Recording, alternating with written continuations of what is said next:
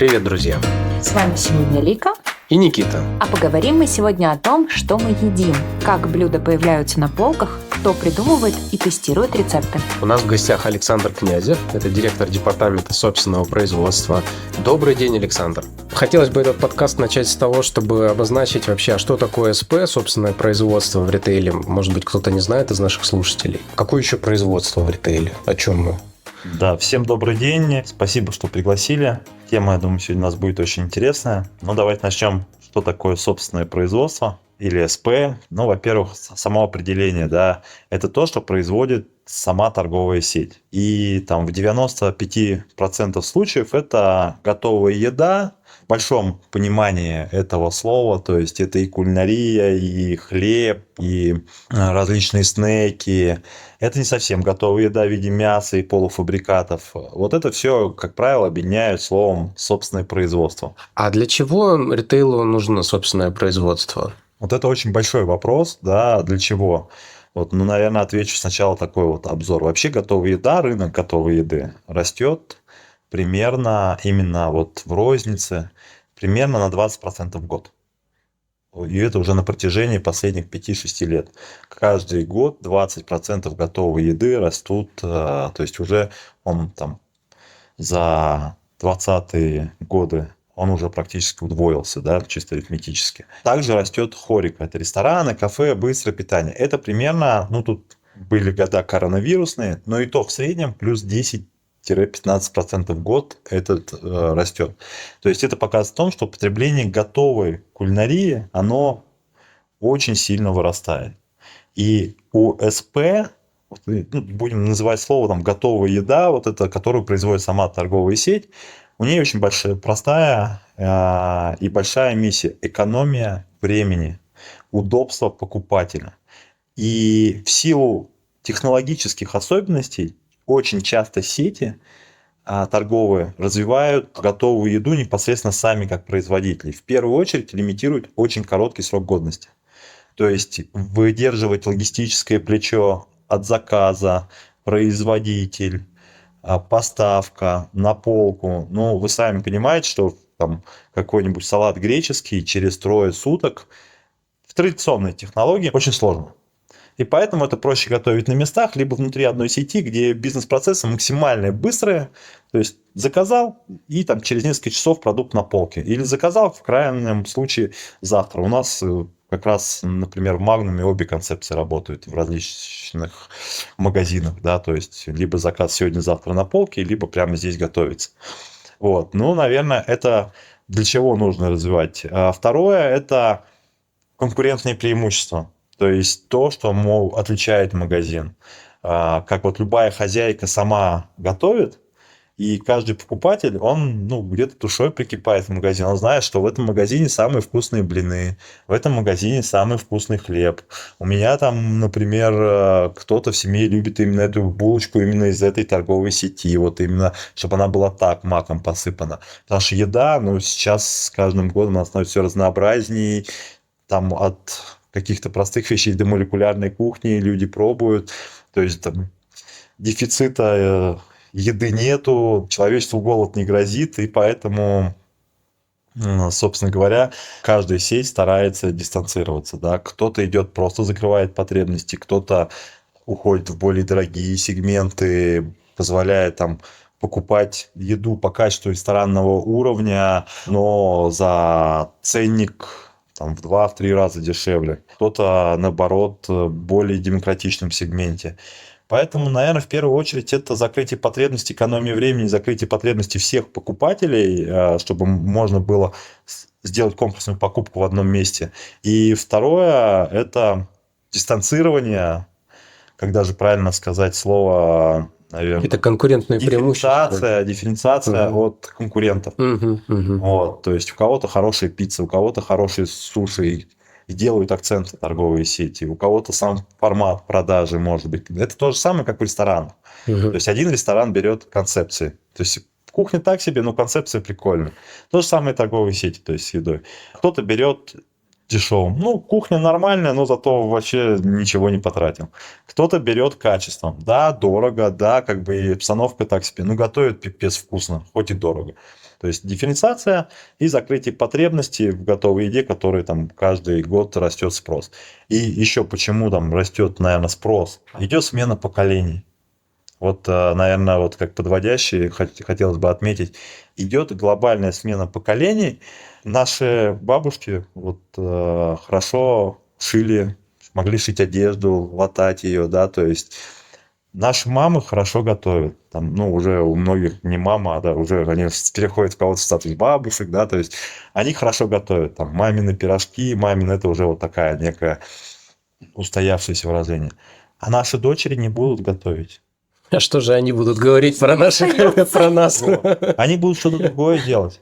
Да. Это смена нормальная, это развитие и эволюция человека как вида. Ну да. Банально вот приводится статистика, посмотрел недавно.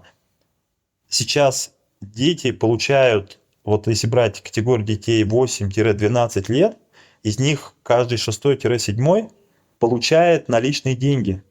Имеет наличные деньги. И 60% он тратит на готовую еду. Ну, вспомним, давайте, там, мне, грубо говоря, 38 лет.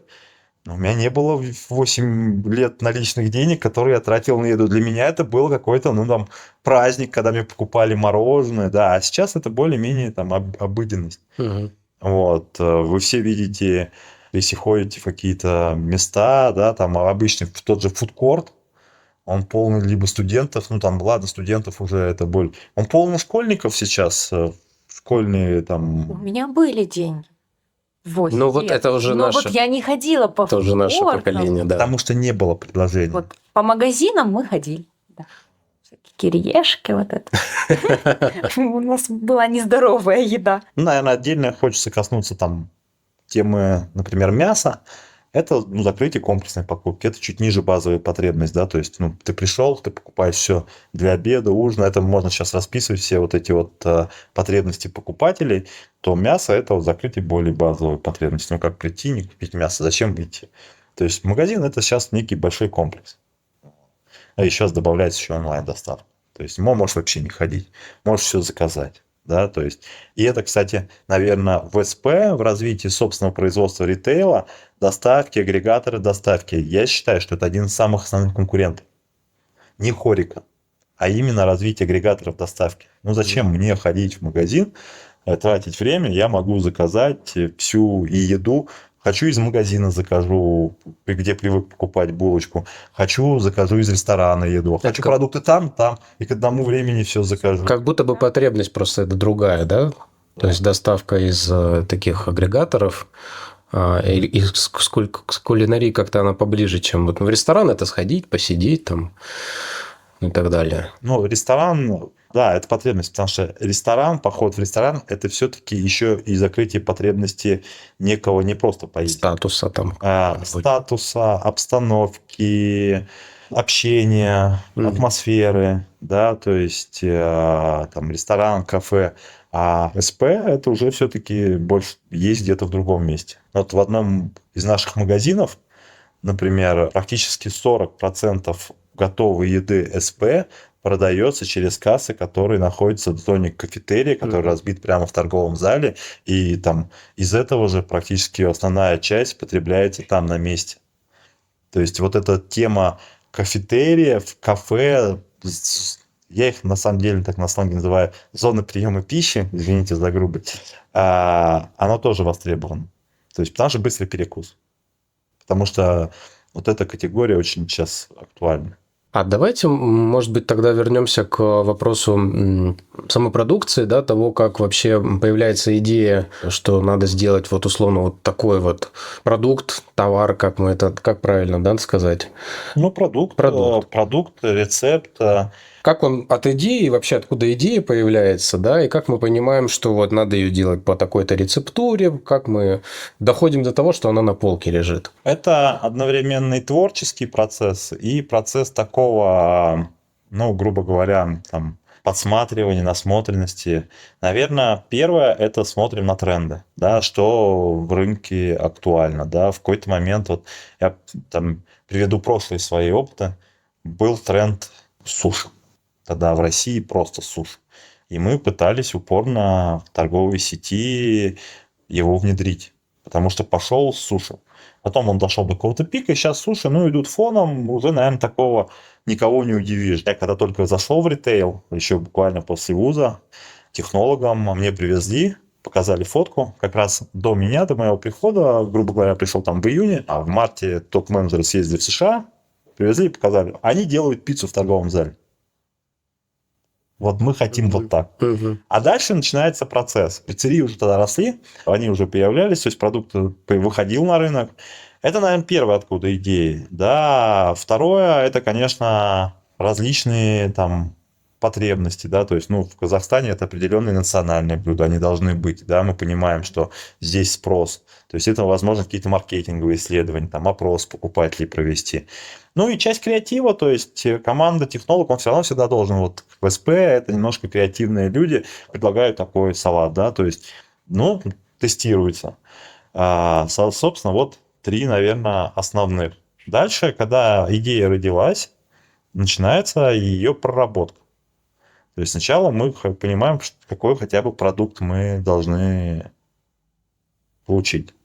Я прошу там, например, всегда от своей команды думать не только про продукт, а сразу думать, так как мы работаем в торговой сети, а как мы будем его продавать.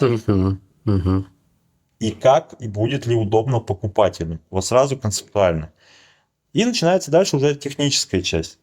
Техническая часть состоит в следующем. Надо понять, какое нам потребуется сырье. То есть, возможно, там, ну вот мы недавно там переделали пиццу, нужны были определенные сыры. Начинаем поиск закупки сыров. Возможно, нужно определенное оборудование. Начинается поиск или возможность использования действующего оборудования. Ну вот, наверное, 2 составляющих. Третье. Нужен там, например, опытные, ну, как правило, это первое, делают разработку технологий. Они высококвалифицированные, они много что могут, как там повара, либо как пекаря, например, да, сделать. Когда есть оборудование, есть сырье, есть понимание идей, выпускается несколько пробных образцов, собирается комиссия дегустации, ставятся оценки, получается обратная связь, и когда она уже там всем, грубо говоря, нравится, продукт спускается в продажу. Потестировав, дальше выпускается в тестовую продажу. Как правило, несколько месяцев. Контроль наличия на полке, контроль качества, то есть чтобы производили. Как правило, в нескольких торговых точках это происходит. Смотрится уже аналитика, то есть как доходная часть, так и расходная часть. Насколько это тяжело.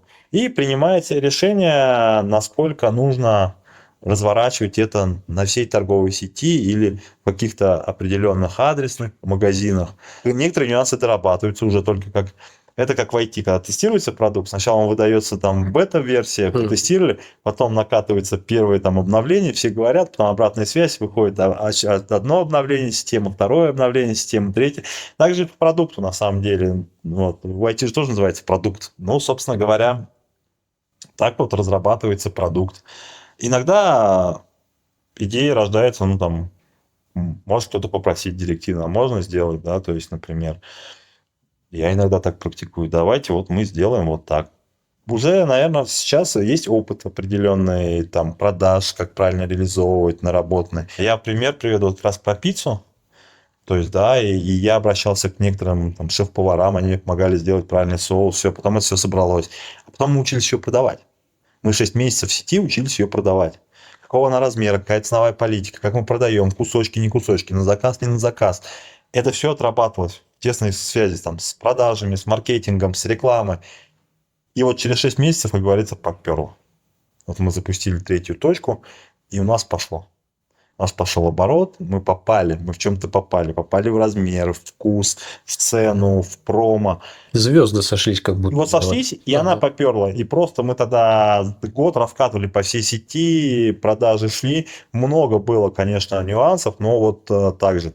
И сейчас есть как бы и у нас там какие-то вещи. Мы сейчас и в Magnum пытаемся внедрять. И что-то хорошо может зайти, что-то хуже. Но потихонечку вот это все как бы вот так работает. А есть какой-то временной отрезок, который вы даете себе для вот этих тестов? Ну, то есть пицца вот полгода тестилась. Ну, она не то, что тестилась, она дорабатывалась, то есть уже мы ее продавали, все, но были какие-то нюансы, почему не продается, все нарабатывается, это как опыт в тренировках, например, ты начинаешь чем-то заниматься, вот для каждой тренировки ты нарабатываешь опыт, улучшаешь технику, и потом у тебя начинают расти результаты, да, то есть какие-то. На тест, ну, предварительно 2 месяца, но опять же, там у команды, у меня как руководителя должна быть какая-то там вера в продукт. Ну вот вера в продукт. У команды торговой точки, кто продает, они должны понимать, если действительно мы делаем хороший, вкусный, качественный продукт, он будет продаваться. Ну, если он и востребован, он в тренде. То есть, получается, мы тем или иным способом накреативили, да, вот что мы будем делать вот это. Естественно, мы снимаем какую-то аналитику, да, со спрос на рынке какой есть, как, может быть, у конкурентов это уже работает, да, наверное, еще какие-то есть тут пути. Но в конечном счете дальше держится вот в каком-то смысле на вере, да, что мы просто вот понимаем, что это должно сработать, и мы дальше стараемся это уже вот на жизнь положить и адаптировать это как-то. Да, но бывает и отказываемся, да, не зашло, не сработало. Мы сделали, товар был, цена адекватная, качество соответствовало, не получилось. Ну, и такие кейсы бывали, как бы ничего в этом страшного, все нарабатывается, то есть не каждая, там, грубо говоря, тренировка должна быть удачной. Вот, иногда и надо просто получить удовольствие от процесса. Хорошо, интересно тогда вот мы придумали продукт, мы его там полностью технологически там все проработали, мы знаем, как он должен производиться, мы протестировали, он все эти этапы прошел, вот зашел, вроде работает. А как сделать так, чтобы теперь в разных магазинах он оказался? Потому что у нас же не все магазины производят, да, не везде их кухня. А это вот уже, о чем я говорил, не разные концепции. То есть есть магазины, ну вот у нас какая концепция? У нас, по сути, все магазины можно разделить на 3 больших блока. Это донор-мама, где полный цикл, где производится, она обеспечивает. Супермаркеты, которые работают сами на себя, такие независимые, и им чуть-чуть еще донор какие-то точно подвозит. И полностью, как мы их называем, реципиенты. Это то, что обеспечивается с донора полностью. То есть товар уже приходит готовый, им только выложить на полку. Вот. Это, если говорить, там, например, продукт, который производится централизованно на доноре и везде разводится, то просто на том месте запускается, начинается вырабатываться, строится логистическая цепочка, отгрузки, заказ, то есть погружается в систему, магазины формируют заказ, донор получает общую как бы заявку, выпускает, отгружает. Если говорить, что это децентрализованно на местах все готовят, то в первую очередь основной документ у нас это технологическая карта. То есть там подробно описано количественное и процесс. Ну, то есть это рецепт, грубо говоря, подробный пошаговый рецепт с ингредиентами, с фото, как правило. Запуск происходит следующим образом. Всем отправляется эта технологическая карта. Старшие или кто-то ответственные люди ее распечатают. Часто технологи еще при объездах, при посещении магазинов сами руками показывают, делаются. Иногда через фотоотчет отчитываются. Соответственно, проводится процедура брокеража. Да, получилось, не получилось, вкусно, не вкусно. Заполняется брокеражный журнал, что да, соответствует.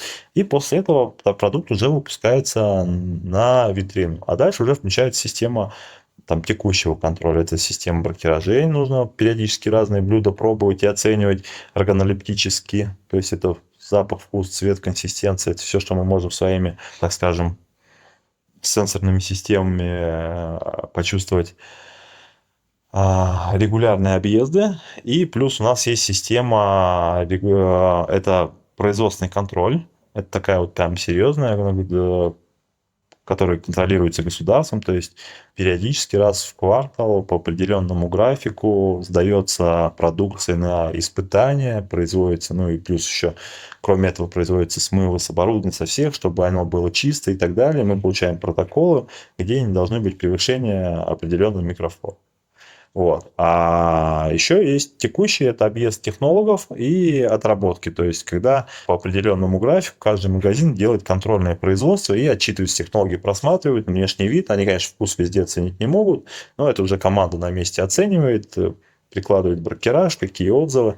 Вот, наверное, вот так вот осуществляется вот эта вся цепочка как и что у нас происходит. Конечно, есть сбой, есть человеческий фактор. Это ежедневная большая операционная работа, с которой мы там каждый день занимаемся.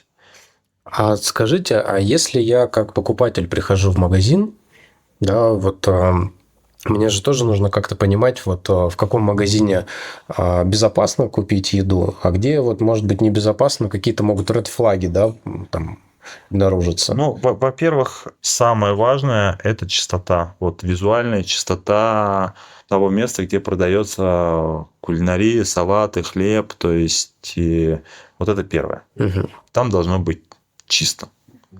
Ну, я больше сейчас, наверное, буду говорить свое, наверное, субъективно-профессиональное мнение. Вот. Это, во-первых, чистота. Знаете, там в большинстве чек-листов, которые там заполняют, в том числе при объездах, одним из первых пунктов всегда стоит витрина чистая. Да, нет, отметьтесь. Это первое. И это очень важно. А вот можете чуть подробнее раскрыть, вот что такое чистая витрина? Ну, там очевидной прям грязи, ну, там ошметков с ботинок точно не будет. А что вот там может быть нечистым? Ну, давайте, куда смотреть? Вот давайте представим, например, если хлебную витрину. Отсутствие какого-то там давно лежащего замасленного пергамента, отсутствие там накиданных каких-то расходников, пакетиков, отсутствие большого количества крошек, да, то есть когда там все ценника, чистые ценникодержатели, отсутствие пыли, стекла, если это закрытые, тоже не должны быть тотально заляпаны. Это показывает, что за этой витриной следят, что к ней подходят, что там продукцию смотрят, и, как правило, смотрят, чтобы не было истекших сроков годности, ее просматривают. Если представить кулинарную витрину, то есть это тоже, это и зад, да, то есть задняя часть рабочей зоны, что там не валяются какие-то грязные тряпки, что там не лежат непомытая гора посуды, что стекло у самой витрины чистое, а внутри витрины продукт стоит ровно. Если говорить следующее, это внешний вид самого продукта. То есть нужно просто посмотреть визуально. Тут у каждого свои понимания, но просто вам это аппетитно или нет, вам это хочется съесть или нет. Да, конечно, бывает, может быть, с голода там целый день не ел, пришел, ну, тут уже ничего не спасет. Тебе это кажется, как бы там все вкусно, но тут как бы они не такие частые, эти ситуации, но надо просто все равно головой думать, смотреть, то есть, ну, если лежит там. Дальше обращаем внимание, если брать там какие-то вещи скоропорчатые, там листы салата, зелень, насколько она пожухшая, да, есть ли отделение какой-то влаги, хлеб, не помятый ли он, нарушение целостности, если это продукт упакован, есть ли нарушение целостности упаковки. Ну вот основные такие, как сказать, как в товароведении преподают в ВУЗе вещи. Четвертое – это сроки годности. Да, сроки годности можно попросить, покажите, пожалуйста, у вас есть там аннотация или дата изготовления. И если вам, грубо говоря, отвечают и отправляют, что ты вообще хочешь, ну, наверное, надо очень серьезно задуматься, да, то есть про отношение к покупателю. А если ты берешь что-то с полки, на нем наклеен ценник, там написан состав, там есть время выпуска, срок годности, ты посмотрел, да, все в годности, посмотрел его визуально, плесени нету, да, то есть пахнет он нормально, запахи еще, вот очень важно, запах в отделе, это очень важно. Есть целая там на самом деле индустрия, кто занимается правильными запахами. Во многих, кстати, кафе, ресторанах применяют, чтобы был легкий какой-то аромат. Пока вы про это говорили, у меня просто созрел мега, ну, я не знаю, можно ли его назвать провокационным или нет, вопрос. Я не буду говорить сейчас, в какой вот сети я такое видел. Но вот бывает, заходишь в магазин, берешь продукт, смотришь как раз вот на дату, да, там какие там сроки. И видишь, что, похоже, кажется, переклеили. Там было что-то под этим. А как такое может быть? Вот, откуда такое берется? Это недобросовестные сотрудники. Во всех компаниях у нас в том числе перестикировка, переклейка продукции запрещена. Ну да. За это, когда мы обнаруживаем какие-то такие вещи, выносится незамедлительное дисциплинарное взыскание. Чаще всего это сокрытие своих ошибок. При планировании либо заказов, либо при производственном планировании, если мы говорим продукт, если это говорится какой-то там продукт не СП, ошибка заказа, то есть боязнь потерь, потому что один из ключевых показателей работы магазина СП – это потери и списания. Они очень сильно влияют на финансовую составляющую. И плюс второй момент, вот смотрите, я приготовил, вчера старался 100 булок. Упахался просто. А они не все продались. А они продались не все. И они же мягкие. Вроде И нормально я бы все дома с бы ними, их да? еще бы съела, и вообще еще 2 бы дня ела. Еще вам такие вы плохие покупатели мало в этой всей истории. Ну, они же хорошие. И, как правило, там нет такого, очень часто сейчас нет такого умысла, что меня накажут за списание, я там пойду. Но они же хорошие. Спасти булку. Я же их продам, ну жалко же выбрасывать, да, то есть у нас же вот это есть еще, жалко выбрасывать продукт. Там стоит борщ 7 дней в холодильнике, ну нормально же поели все дома, но это дома, а здесь мы связаны рамками закона.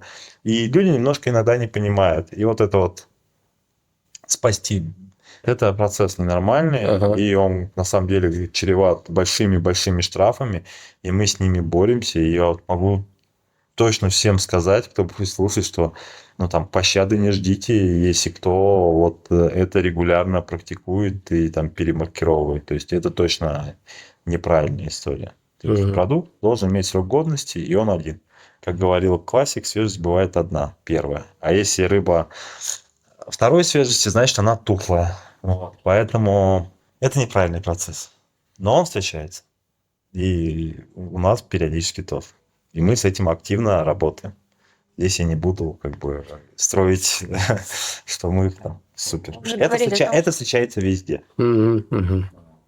Можно вернуться к трендам и к новинкам. И расскажите нам, а какие категории у нас растут быстрее в магазине? Вы же изучаете рынок. Да, смотрите, самая, наверное, трендовая история – это все, что связано с быстрым перекусом. То есть, как я вначале сказал, это экономия времени, это заточка под молодежь, под вот эту трендовость, это сэндвичи, это категория там бутербродов, быстрых перекусов. К ней же относится выпечка. И очень неплохо себя проявляют там такие вещи, грубо говоря, вроде несложные в приготовлении, но при этом дома ты заморочишься. Например, блины.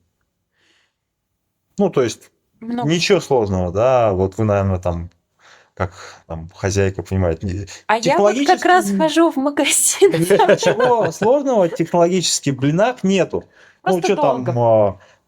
Сколько вы времени потратите, чтобы дома семье напечь эту стопку блинов? И вот эти вещи, которые реально экономят время, это первое. Второе, наверное, это выпечка различная, мелкоштучная, опять же. То есть идет тренд вот именно в хлебобулочных в небольшое, что-то вкусное, что-то, может быть, даже не очень дешевое, но это реально вкус.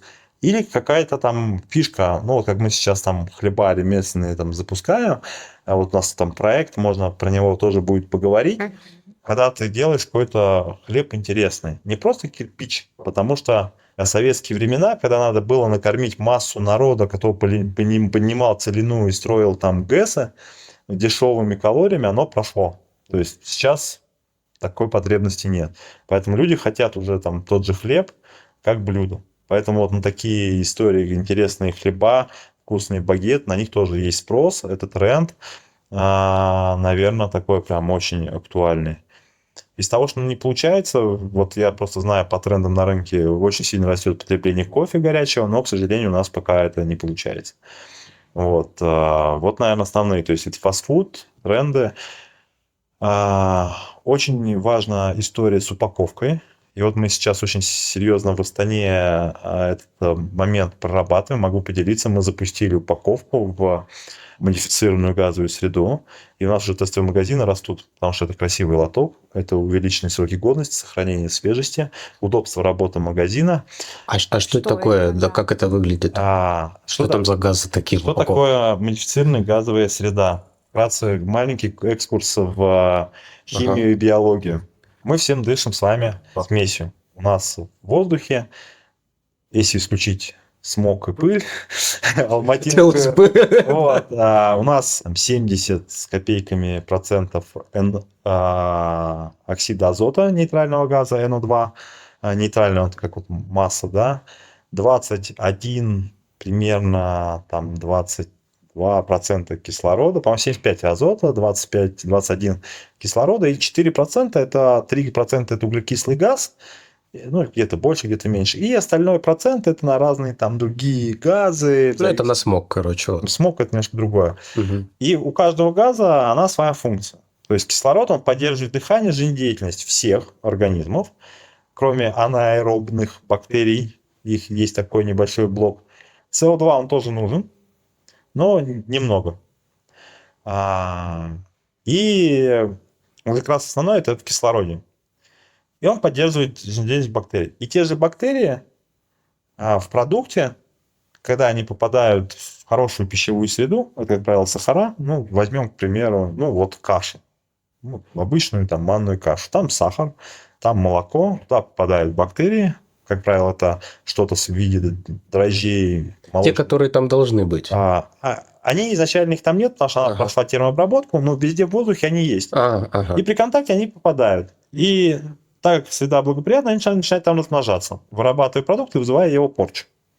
Так вот, эта атмосфера можно заместить так, чтобы им стало очень некомфортно там жить. И это как и человеку, если вдруг убрать кислород и насытить углекислым газом, нам вот всем станет очень сильно некомфортно. И размножаться, ну, как минимум, размножаться мы не захотим в этой атмосфере. То же самое с бактериями. То есть, по сути, для готовой кулинарии это замещение кислорода углекислым газом. Азот, он так и остается свои 70%, как некий балластный газ. Он не участвует ни в чем, он просто наполняет. А вот физиологическое действие на бактерии, вот это процент. То есть, снижаем кислород меньше 1%, добавляем углекислого газа, углекислый газ становится бактериостатиком. То есть, бактерии, которые попали, они там есть, но они не растут. Он как-то не очень вообще. В спячку впадает. Они не в спячку, они просто не размножаются. Вернее, не размножаются не в геометрической прогрессии, а в прогрессии там арифметической. Потом они наберут критичную массу, и они уже... Ну и плюс могут размножаться анаэробные бактерии. То есть продукт не бесконечный срок годности получает, но за место 12 часов он получает срок годности 5 суток. Когда дойдет до той критической массы, когда уже бактерии начнут вызывать выделение и порчу продукта, то есть запах, цвет, ну и продукты жизнедеятельности, которые могут привести, ну, еще к отравлению не приведут, но уже точно потеряет вкус, запах, консистенцию продукта. Вот это МГС. С мясом немножко по-другому. Там, наоборот, повышается концентрация кислорода до 21, до 30 практически процентов. Для чего это нужно? Это более чуть-чуть сложно технологически, требует определенного оборудования, которое работает с высокой концентрацией кислорода. Им так хорошо, что совсем плохо становится. То есть это обратная история. Но с людьми также, если кислорода больше, становится очень хорошо.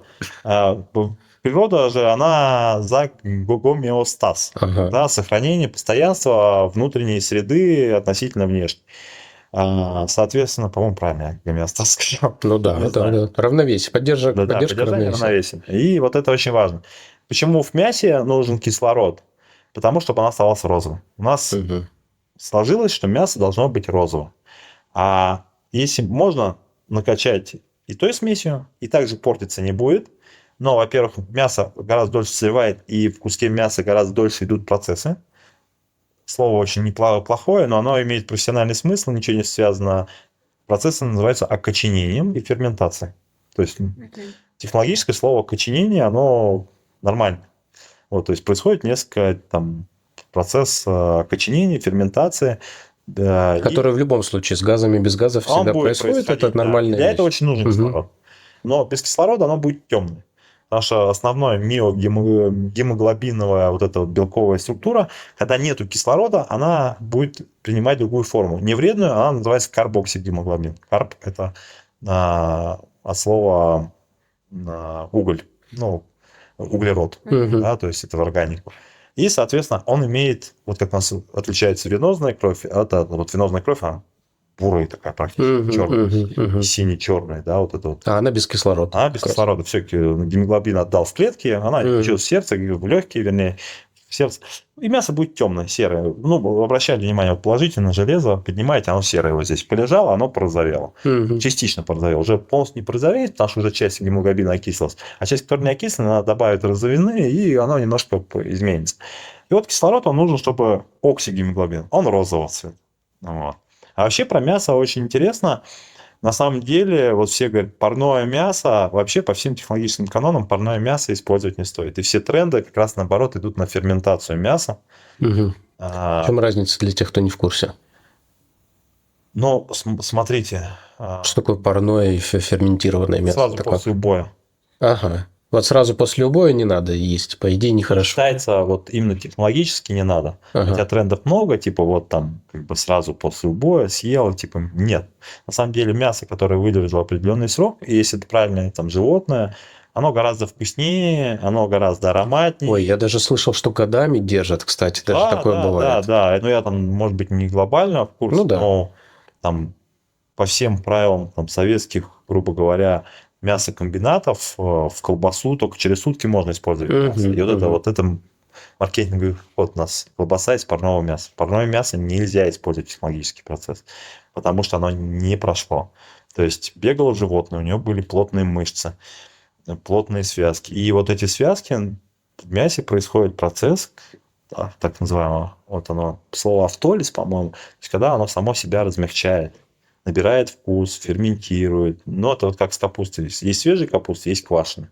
Мгм, Да, то мгм. есть она же у нее, ну, никто не будет спорить, что вкус, ароматика квашеной капусты, она в разы насыщеннее, полноценнее и вот интереснее, чем свежей. Мясо должно Ничего созреть, против свежей получается. капусты, мясо должно созреть, абсолютно верно.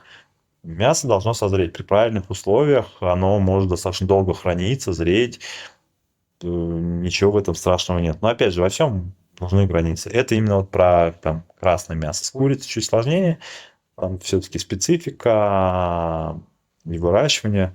Но вот про красное мясо, говядина, баранина, им, конечно, там нужно определенное лучше время.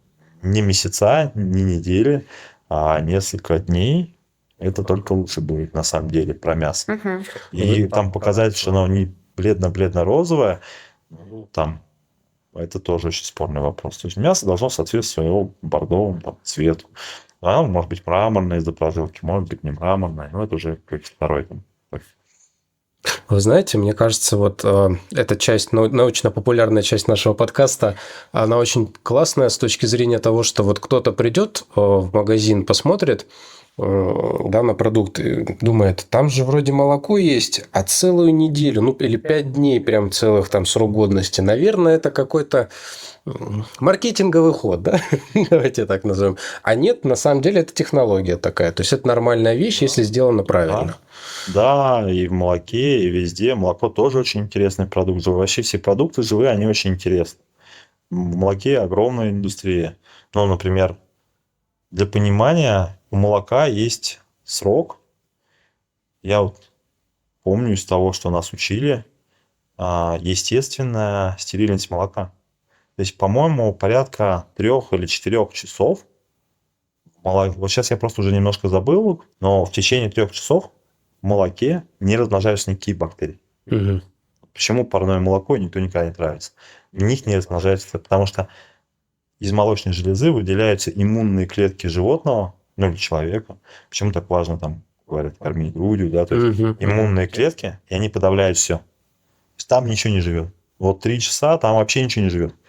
А вот Там, парное куда ни молоко – это попал. хорошо, значит. Ну, парное молоко это хорошо. Как бы, После мяса просто хотелось бы уточнить. да, Да. вот парное молоко это good, Ага. это очень хорошо.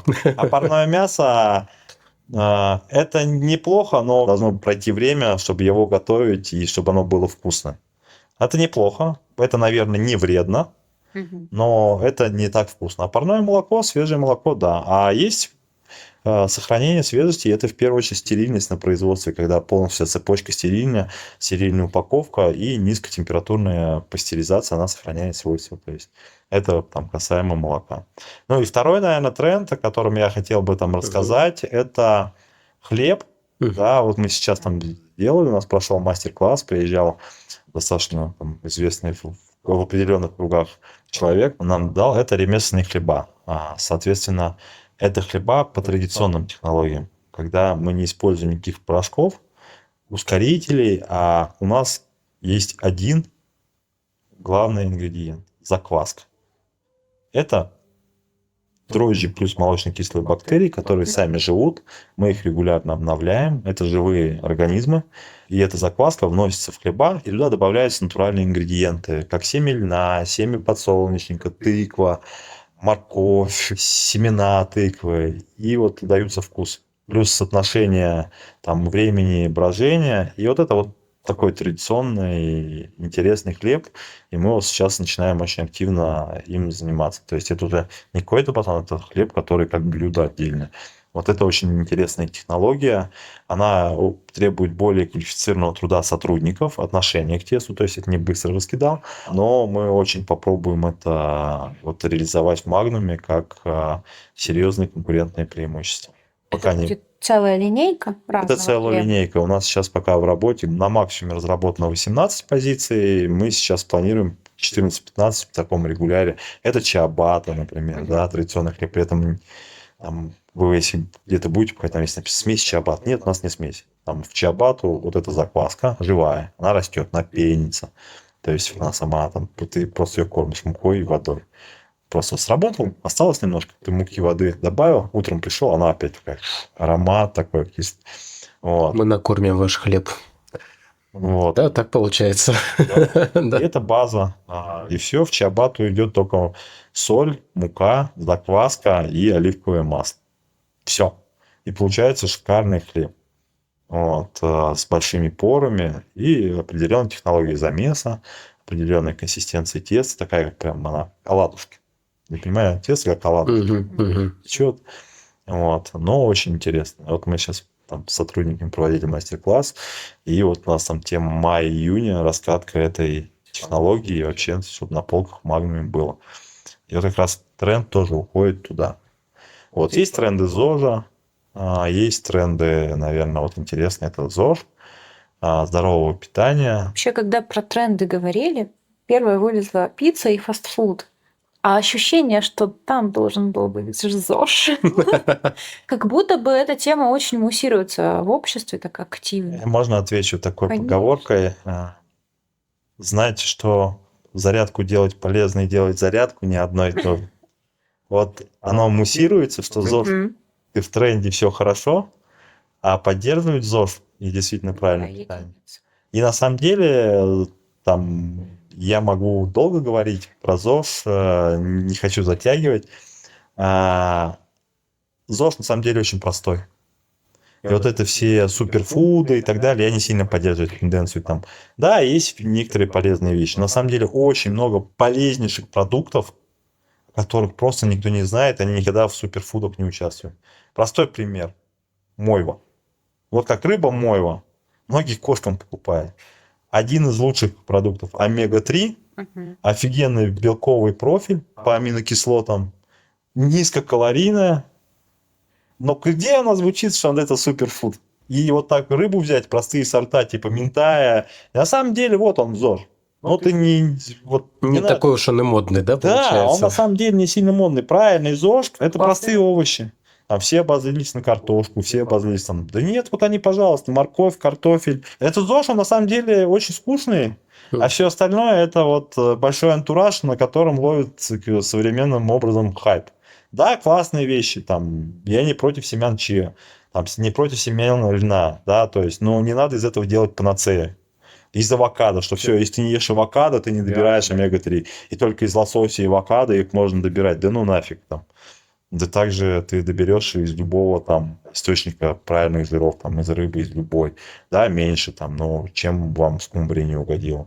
Нормальная жирная рыба. Ну не жарьте ее, сделайте ее как-то по-другому. Все, тут вопрос приготовления, вопрос отношения. Поэтому ЗОЖ, он в большинстве своем там, достаточно скучная история. Да, там хлеб в ЗОЖ, он не вредный хлеб. Там вот это там глютен. Да у 95% нет непереносимости глютена. Вот эти там 5%, из них которых с реальным диагнозом там непереносимости, это несколько процентов. Как с лактозой, наверное, да? Как молоко самое люди, да, не с лактозой. переносят, но их немного. ЗОЖ это больше про баланс, про правильное соотношение, не исключение. Не надо там бутерброд, там, вернусь там, с ржаным хлебом, с авокадо и с кусочком рыбы. Это отличный ЗОЖ-продукт. Причем с любой рыбой. Можно любую белую рыбу взять, пожалуйста, не обязательно там тратить деньги. И поэтому тренд ЗОЖ, я к нему отношусь так вот немножко. Он есть, на это можно хайпить, под это можно подводить. Но в целом нужно понимать, все-таки мы там подводим под какую-то хайповую вещь, на этом пытаемся заработать на маркетинге, или как бы мы реально за ЗОЖ. Потому что реальный ЗОЖ – это гречка с куриной грудкой. Вот это ЗОЖ. Там брокколи, свекла, белая рыба, минтай. Вот это ЗОЖ. Ты ешь их регулярно, стабильно, спокойно. Меня это прикалывает история про сахар. Например, люди берут шоколад без сахара. Все, я там сахар не ем, я беру шоколад без сахара. Там. При этом они там, ЗОЖ, это же очень часто история про похудеть. При этом калорийность этого шоколада, он же без сахара, она еще выше, чем сахаром. Потому что сахар заменили на белково-жировую смесь. Не бывает, да, то есть нам самое вкусное, что самое вкусное для человека? Углеводно-жировая история. Максимум калорий, максимум плотность пищи, но мы так заточены. Вот у нас есть, если не ошибаюсь, структура в мозгу, продолговатый мозг. Он сформировался там как структура, когда мы еще были рептилиями. То есть это миллиарды, там сотни миллионов лет назад. И он отвечал за нашу безопасность. Вот центры голода, по-моему, у нас там. Естественно, они будут за еду всегда. Вот. А кора больших полушарий, она их немножко глушит, конечно, но ты никуда не денешься от этих принципов. И всегда на уровне рецепторов тебе вот это будет казаться самым вкусным, самым офигенным. Там, грубо говоря, жирный, сочный шашлык из жирного мяса с прослойками жира, он будет всегда вкуснее по вкусу, чем шашлык из филе куриной грудки. Хотя я ничего не имею. Давайте сравним, возьмем шашлык традиционный здесь, Наполеон, правильно пожаренный из баранины с прослоечками, и шашлык с куриной, не будем кривить душой. Я думаю, 90% скажут, что вот этот шашлык из баранины или говядины гораздо вкуснее. Да, даже если брать курицу, возьмем филе бедра и возьмем филе грудки. И большинство чисто по вкусу скажут, что филе бедра, потому что за счет жирности, именно самого мяса, даже без шкурки, будет гораздо вкуснее. Давайте вернемся в магазины. И какие у нас блюда-бестселлеры у покупателей? И как вы их определяете? И можно ли их определить? Бестселлеры определяет покупатель и сам голосует рублем. То есть поэтому они бестселлеры. Здесь очень хорошо в Казахстане. Это такое традиционное блюдо, как борсаки. Это топ номер 1. Это, на удивление, блины. Это выпечка жареная, я так скажу, в ассортименте. То есть беляши, чебуреки. Это хот-доги и сэндвичи. То есть хот-дог, если говорить. Это курица-гриль. То есть это экономит время, быстрый перекус. Что тебе заморачиваться? Компания мужиков, быстро накормить 3 мужиков, купил курицу-гриль дома, настрогал салат. И все довольны. Еще лаваш к этой истории подкинул, хлеба ремесленного прикупил. На самом деле, я люблю кормить людей, люблю продавать продукцию, я могу красиво рассказывать. И, наверное, вот это основное. И традиционные салаты в виде оливье, все-таки они остаются, они всегда есть, были и будут. Да? Где-то уже идет смена трендов, то есть там, например, на место оливье приходят там салаты в виде цезаря. Ну, это опять же от продажи, зависит от формата сети. Но у нас пока более традиционные такие вот, наверное, топы продаж. И мы очень хорошо продаем фарш. Мясной фарш у нас это прямо вот очень большой объем занимает. И это показывает в том, что никто не хочет дома. Зачем заморачиваться? О чем я вначале сказал? Экономия времени. Зачем мне там Крутить его покупать, там, да? крутить? Я взял там, сейчас или хозяйка, Мгм. или мне жена сказала, возьми быстренько фарш, ты пока там будешь дома, я тебе там что-нибудь, 2 котлетинки слеплю, там на завтра быстро налеплю, да, то есть, как правило, семьи сейчас все работают, и жена, и муж, там редко, когда там хозяйство ведут, да, там жены сейчас. Поэтому экономия времени, вот, наверное, вот эти позиции у нас прямо топчик. Хотелось бы, наверное, тогда от продуктов вернуться к сотрудникам, да, и узнать, как сотрудники вносят вклад в создание наших продуктов в СП. Может быть, есть какой-то понятный процесс или, может, кейсы есть того, как кто или как предлагают идеи для наших продуктов, для новых продуктов. Ну, во-первых, это вся команда технологов. Мгм. Это их непосредственно работа, предлагать, разрабатывать. Соответственно, это они первые лица, кто разрабатывает или поддерживает, или собирают, и в том числе консолидирует какие-то предложения от персонала. От персонала тоже поступают предложения. Иногда поступают. Я сейчас, наверное, какой-то конкретный кейс или пример не приведу, к сожалению, но точно там в нашей команде мы всегда открыты к любым предложениям. И, наверное, кто со мной работает, знает, что я всегда как бы пытаюсь слышать предложения, если они есть дельные. Есть у нас и некоторые там даже уровни региональных директоров, кто очень активно предлагает какие-то вещи, и мы их даже внедряем. Тут у нас был по одному из регионов такой кейс, и достаточно неплохо он себя показывает, когда там команда региона предлагает там внести определенные изменения в рецепт, потому что вот там регион хочет вот у всех конкурентов так. Мы на это смотрим, реально принимаем всегда там в работу. Мы всегда открыты к любому пожеланию любого сотрудника. Конечно, это проходит определенный фильтр. Лично я всегда практикую в команде открытость. Предлагать, обсуждать, можно все что угодно. Но при этом, если есть технологическая карта, если есть блюдо, ты можешь предложить, но это не значит, что ты должен отклоняться. Мгм. То есть технологическая карта. Ты предложил заменить в оливье соленый огурец на свежий. Окей, мы рассмотрим это предложение. Но пока тебе не дали новую технологическую карту, никакой отсебятины быть не должно на производстве. Вот тянет ряд очень больших проблем. Можешь потянуть. Поэтому мы эти предложения рассматриваем, но на момент, вот, пока есть документ, я за то, чтобы строго работать по документу. Ну и вообще в целом в готовой еде здесь роль сотрудников, пользуясь там подкастом, я хочу всех поблагодарить, начиная от кухонных рабочих, поваров, пекарей, продавцов собственного производства за их ежедневный труд. Труд реально тяжелый, иногда в очень тяжелейших условиях и жарко. Сейчас будет лето в Шымкенте, жарить, стоять там по 100 килограмм баурсаков у фритюра, такая себе история.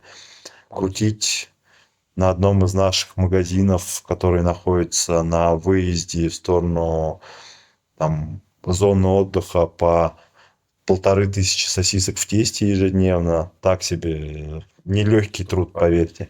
Поэтому всем сотрудникам хочу там сказать благодарность, особенно линейному персоналу. Первые линейки заведующих, заместителей заведующих, старших, у которых кроме еще и физического труда лежит административно, это все вашими руками. То есть прошу только одно: нужно любить кормить людей. Вот прямо любить кормить людей. Приходя на работу, нужно любить кормить людей. И всем хочу сказать большое благодарность за их труд. И от них, в первую очередь, от них зависит качество еды, как она приготовлена. Можем какие угодно красивые техкарты писать, но если повар месит с душой тесто и относится очень тщательно к своей работе и готовит как для себя, как для домашних, старается, то тогда и будет вкусно. К сожалению, кухня, вот она от этого зависит. В производстве сначала кто, потом что, это первая заповедь. От этого зависит. Очень часто мы сталкиваемся с тем, что сегодня сменился повар, и мы прямо через несколько дней видим результат в цифрах, что либо стало хуже, чаще, либо стало лучше. Нужно время, чтобы научить. Это очень часто транслируется. Это мы очень видим. Я здесь абсолютно честно, открыто говорю. Наверное, что касаемо команды. Всем большое спасибо. Классно. Спасибо большое, Александр. Спасибо. В эфире был выпуск подкаста «Жазбол». Напоминаем, что вы можете слушать нас на нашем портале и телеграм-боте Magnum Live, а также слушать на платформе Apple Podcasts и Яндекс.Музыка. Делитесь ссылками на наш подкаст с коллегами и друзьями. Оставайтесь с нами. До новых встреч. «Жазбол», «Саубол».